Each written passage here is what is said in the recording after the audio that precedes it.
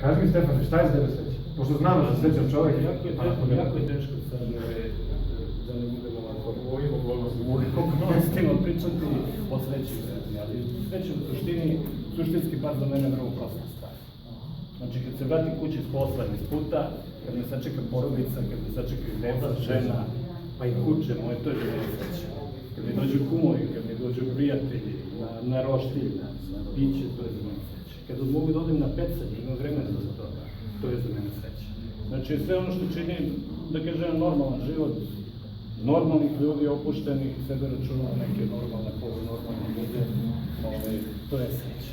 Sad, svetski poredak, samo kažem još jednu stvar, novi svetski poredak diktira jednu drugi vid sreće, to je materializam, znači, koji se jako lepo može da se vidi kao megakorporacije, razne lobije, financijske i tako dalje, da se tu imputira ljudima da je sreća možda u materijalnim stvarima, tako, kupite mobilni telefon, za 6 meseci nećete biti srećni jer je zašao drugi model, pa ćete opet biti nesrećni i sve tako.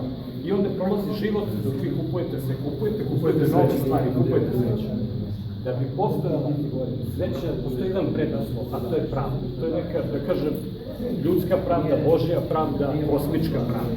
I zato ću ja na ovom panoru napisati pravda. Pravda, tako je.